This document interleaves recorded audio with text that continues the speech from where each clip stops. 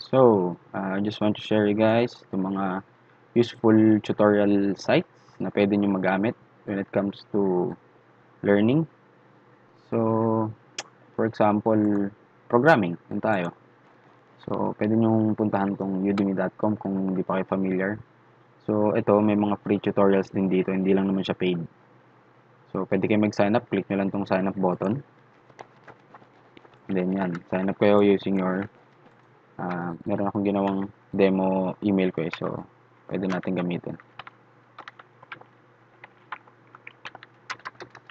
CJ Felix demo at gmail.com.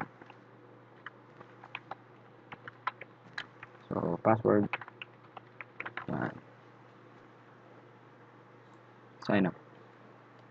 So, pagka-sign up nyo, rekta na yan.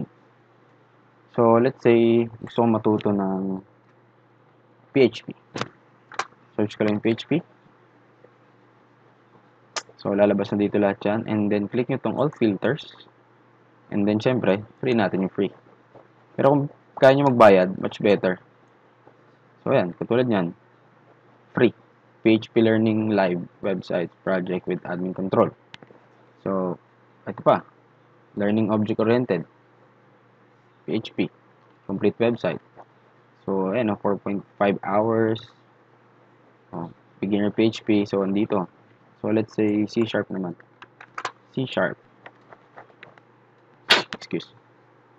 So, syempre, again, $10 lang siya ngayon, no? So, piliin ulit natin syempre yung free. So, ito na yung mga free courses niya. So, let's say, Basic Object-Oriented Programming. Click ko to. And then, tignan natin yung mga courses niya. Ayan. So, mukhang maganda siya. So, enroll natin ngayon. So, pag-click mo na enroll, lalabas na dito, go to course. Pwede na nyo siya mapanood. Pwede na kayo mag-umpisa ng tutorial. Ayan na. So, meron na kaagad tayo. Pwede nyo kaagad panoorin dito yung ayan. Kung ano man yan. So, let's say, no prior knowledge. Professional reasons. So, pili tayo na learning new skill. So, how will you use what you learn from this course? Siyempre, by applying. Diba? By applying it. Yan. So, go to course. Yan na.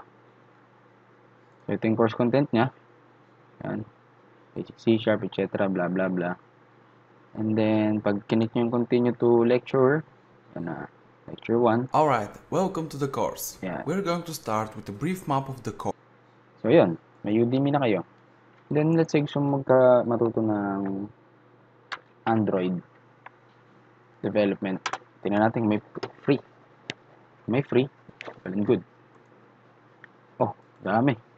144. Pag di pa naman kayo natuto dyan, di ba? So, yan. Ganun lang. Isa yan si Udemy. And then, ano pa ba pwedeng tutorials ngayon? Let's say, game development. So, I hope may free. Oh, may 56. Yan. Unity 3D. Yan, dami. So, dito na lahat. Actually, aralin na lang natin. Pipili lang tayo kung anong gusto natin pag-aralan. Let's say, MS SQL or MySQL.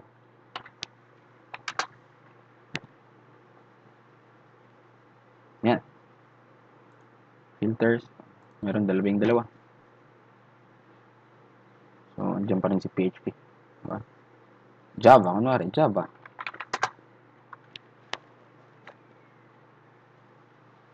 So, yan. Diba? Hop. Free. Siyempre, pili natin yung free. Yan. So, andito lahat kung anong gusto nyong particular na technology ng aralin. So, let's say, Azure. So, for sure, meron din naman sigurong free to. I hope so. Oh, meron tatlo. Yan. AWS. Actually, mga sinesearch ko, hindi pa naman din ako marunong. So, you know, ito yung time para matuto rin. May mga iba akong inaaral din kasi. One at a time. Ayan. AWS Essentials. Dami. So, free. Walang bayad. Aaralin lang natin, di ba? So, yun lang. Pagka Udemy yung gagamitin nyo. So, isa rin yan sa maganda. And then, next is, ito may online course din dito na maganda. Ito interactive to eh. Yung solo learning. So, yung solo learning, I think nagbibigay din to ng certificate online. So, let's say, C#. Yeah. So, pag nag-start kayo, mag-umpisa kayo parate dito. Alam ko hindi nyo pwedeng buksan tong iba. Kasi tuloy-tuloy siya. Ayan, sign up muna kayo. So, try nyo tong solo learn. Maganda yan. Sobrang interactive niyan. So, maganda rin to for basic. And then, syempre, hindi mawawala si tutorials point.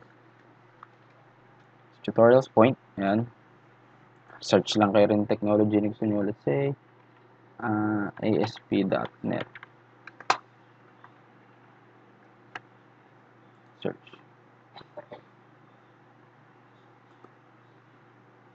So, nag-open siya. Ayan. ASP.NET tutorial. So, dito, may particular, may videos din. Kung gusto yung videos, hindi na-click. Ayan. So, may mga videos. So, tayo na lang talagang hinintay. Kung gusto nyo talagang matuto, ayan, ang daming resources online. So, let's say, gusto ko matuto ng Bootstrap. Ayan. So, yan. ASP.NET. So, yan. Ganun lang. Naman ng libre lang naman din siya. Babasahin lang natin. Kung mahilig magbasa, kung mahilig kayo manood din ng video, ayan, video. So, getting started. Let's say ito. Ayan. So, sobrang useful nitong mga sites na to. And meron pang isa yung Floor site. So, ito pala para sa mga .NET developers dyan. Siyempre, Microsoft Virtual Academy. So, libre lang din yung mga nandito. Pili lang tayo dito, cloud, etc. So, let's say, web development. Ayan. Marami dito yung tutorials na pwede nyo magamit. So, ayan siya. Ito yung sa Microsoft Virtual Academy. So, web development courses, nandito lahat yan. So, tayo na lang pipili. So, I hope meron kayong natutunan dito and gamitin nyo. Kung gusto nyo matuto talaga. So, later naman is yung pro site naman yung i-share ko kung paano mag-register na free for 3 months, I think. Gamit ang Microsoft account nyo. So, thank you. Peace.